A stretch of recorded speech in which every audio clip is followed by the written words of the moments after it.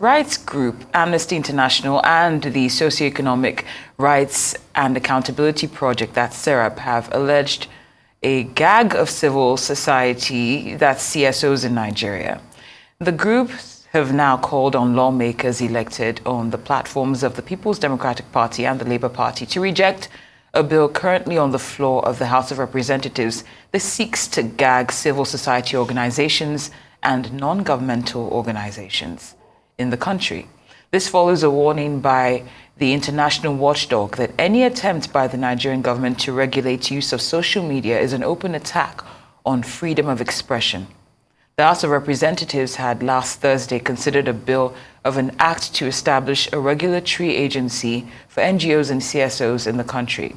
Now, for a conversation, we're now turning to the Deputy Director of SERAP, that's Kolawole Oluwadare.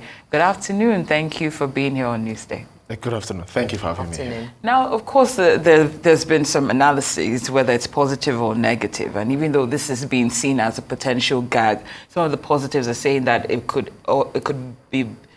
constitute or contribute to better tracking of CSO funding sources and expenditure to limit fraud or mishandling of funds. Do you see any positives coming out of this situation? None at all. None at all. Of course, it's negative. And the facts and the law bears a record to that, really. So this is not the first time we've seen the federal government, or even state governments in different ways, trying to regulate free speech. And this is one of those antics. And this is not the first time this bill is going to come up before the National Assembly either. It has come up before the last two National Assemblies, and they didn't succeed. For the reasons that civil society organizations play a major role in the democracy, I see no reason why this bill is coming up to create another agency that will be funded by funds that we have to borrow. We are neck deep in debt, as it were. And really, what is the reason? The reason is basically to stifle freedom of expression, which of course is related to freedom of association. This bill will end up the same way with the hate speech bill, social media regulation bill, and the bills that have come before it. Right. Now let's take a look at some of the events that have given momentum to this bill and made it attractive to some lawmakers. We look back at the statement by the Operation Lafia Dole Theatre Command in Borno State. Of course, that was the incident where an NGO, the army, reported that they had credible information that an NGO was providing support and food for an illegal armed group. And this is one of the things, of course, that has given this bill popularity with lawmakers. So in the face of developments such as these, what is the harm in regulation to ensure that rules aren't broken? This is very interesting. The army at that time, because I was in 2019 or so, if I remember correctly, I was in the National Assembly during the public hearing for another of this NGO bill. And the army could not substantiate that allegation that there were NGOs that were funded. I do not know whether that is true or not. But that cannot form the basis of this attempt to regulate. And I really don't know what that means, civil society organizations. When you understand what civil society organization means within the context of the proposed bill itself and the law, you would understand that even the Nigerian Bar Association falls under this category. Even the media, the Nigerian Guild of Editors and aspects of the media fall under this category. Or religious organizations, sociocultural organizations fall under what you call civil society organizations. Are you saying these all groups have been alleged by the army to be funding terrorism? I do not think so. And again, there's another distinction to very much draw. In conflict-prone areas in Nigeria, particularly in the Northeast, where you have humanitarian civil society organizations, you need to draw a distinction between humanitarian organizations in this instance and organizations like SERAP and Amnesty International. We do not engage in humanitarian. So even the possibility of terrorist financing or money laundering is more or less zero for those organizations that do not engage in such humanitarian endeavors, which naturally means you would handle large sums of money. SERAP, for instance, and Amnesty International, we are basically about socioeconomic rights and human rights. So how does that put us in any kind of risk of terrorist finance? If you just allow me to step in, isn't the regulation then necessary to clarify these gray areas as you're going to pains to clarify them now? Clearly, somewhere along the lines, there's a gray area. Don't we need to clarify that in black and white? No, have you seen the bills? I've seen this latest bill. I've seen the 2 previous editions of the bill. It doesn't even provide clarity for what you just stated. I just had to explain that against the background of what you've said as some of the popular and I don't think it's a popular sentiment, by the way. Possibly because these bills are raised by people from the north. Maybe that is why what is giving that impression. There is no gray area in the bill. What the bill simply wants to do is to make sure that every civil society organization dances to the tune of government. That is what it means. For instance, this latest bill, Section 36 of that bill, creates an offense of 2 years or 2 years or 500,000 fine for an NGO, for a civil society organization that engages in any kind of humanitarian activities without being registered.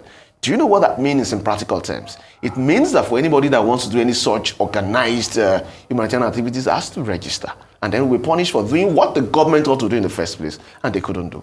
Again, it would mean that organizations like SERAP and other organizations that are much more fighting for the rights of Nigerians will have to subscribe to what the government in Section 24 of that bill calls national interest. So you can imagine the Minister of Finance, the Minister of Works, trying to dictate to someone who is trying to make them accountable what is in the national interest. Of course, that cannot work. And that is why democracy means there are different groups, including opposition political parties, including dissenting views, including groups that represent the interests of their members who form a dissenting view to make democracy a very interesting experience. And like what we do in SERAP, we hold government accountable to the laws as passed in the country, principally the Constitution, and the various treaties and conventions Nigeria has ratified.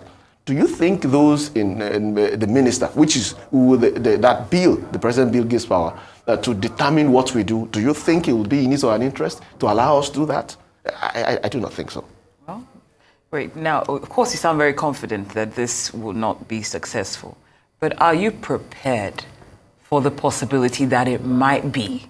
Mm-hmm. In the event that it sees the light of day, what would be your next move? Of course, I am not a member of the National Assembly. Yes. So I am saying this because of what has happened before. And I know Nigerians are very passionate about freedom of expression.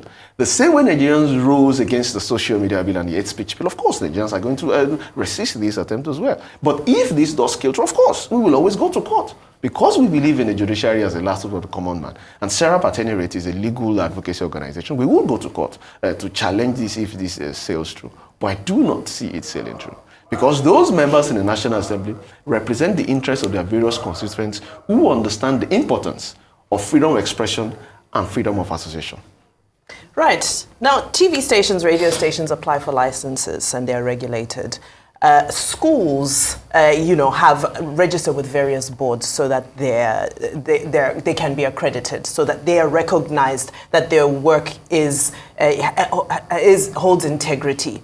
What are CSOs and NGOs afraid of? If television stations, no, it's a valid question, because if there is the fear of being gagged, there's a fear of rights being taken away. However, there's so many other organizations who are thriving under regulation. Why do CSOs and NGOs feel that regulation is bad for them? Why can't they be held accountable?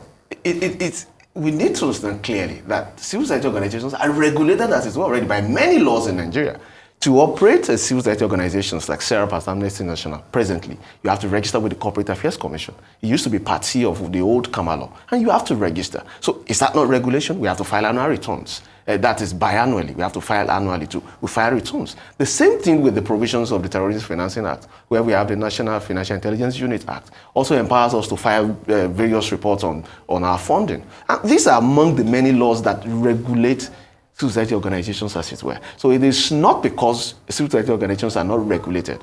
It is the guise and the aim of creating another agency that specifically want to not to allow these organizations to do their work. So I can tell you already that civil society organizations in Nigeria are regulated not by one law, but many laws. And at the last count, there was an engagement by the EU. At the last count, we have more than 15 laws that impacts on the operation of civil society organizations in Nigeria. Is that not regulation? So you cannot even function. We have a certificate of incorporation, for instance. We have a constitution that is registered with the CAC.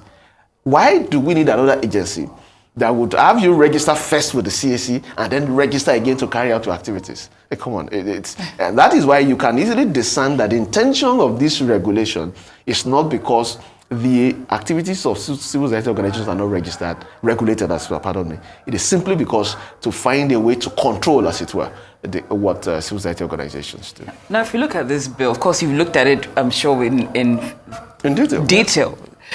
Would you go for a modified version that probably, adheres to clear guidelines, limits government discretion, there's strong civic input and judicial oversight on implementation, or will you just throw it out completely and no, this just can't work? There is no need for the bill, and we have made so the you case throw it out there is completely. no need for civil society organizations to be regulated. So would you take a modified version, or you throw it out completely? And again, there is an aspect of international law, which Nigeria, of course, we have a lot of treaties, that clearly compels the Nigerian government that in making laws, the laws should give effect to human rights, not take away from them. So when you look at these laws from the legal aspect, for instance, you will have to look at this law, this bill as it stands. It's not a law yet. Does it pass the three-part test? Is it legal in the sense that does it fit in the legal framework of Nigeria? Is it proportional to the issues it's tending to address? And then is it necessary? All those questions will be in the negative. It is not legal. The Constitution grants people the freedom of expression and freedom of association. Of course, they are not at large. But when you look at the local context, is it required? No. And then, is it necessary? This law necessary? No. There are various laws regulating civil society organizations already. There is no context that requires this regulation. And then, is it proportional? This response of having another agency, is it proportional to the issues that have been made by the National Assembly to have this law? I do not think so, too. All right. When we started this conversation, you made reference to social media and, regulation around social media, or, of course, how you stand against it. I just want to reflect back to a video that came out. I think it was just a couple of weeks ago, Mark Zuckerberg apologizing to the families of those who were affected by cyberbullying. And then, of course, you look at the pictures, the family members had held the pictures of many of them, underage, various issues from suicide to, so many offenses committed through social media.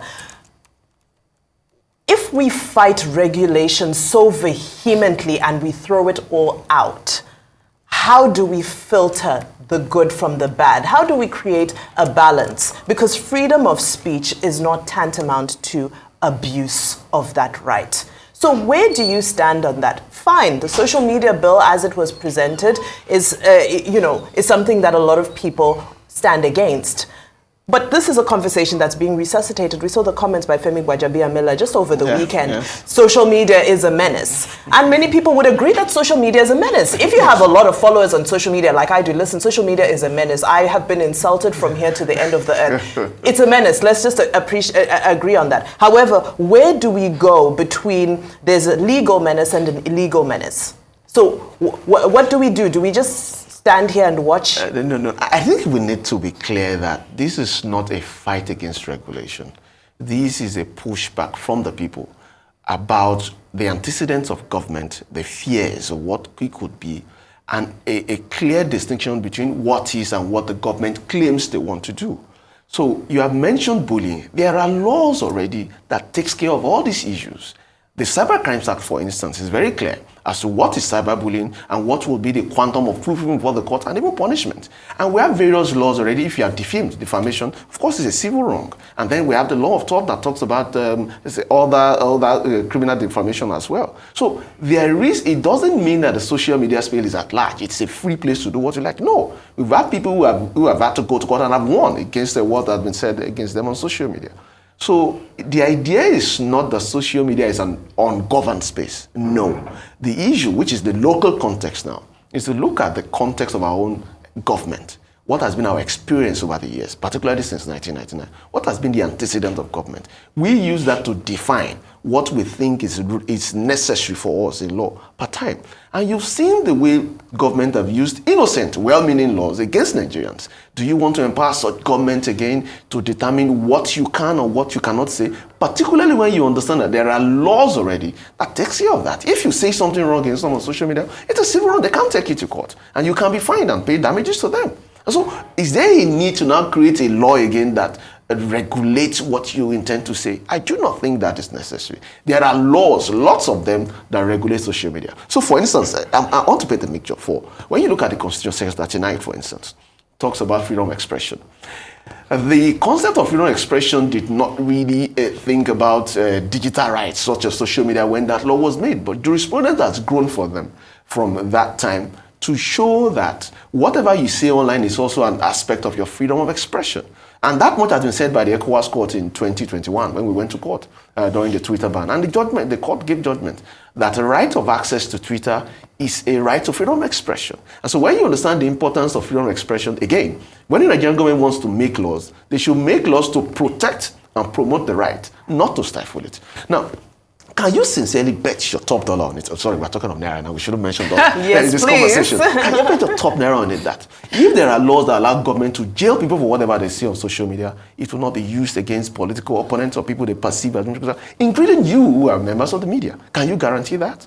We can guarantee that we would like to thank you for your time here on Newsday. But all the best with this. So hopefully things go the way you plan. Deputy Director SERAP Kolawole Oluwadare, thank you for joining us here on Newsday. Thank you very much.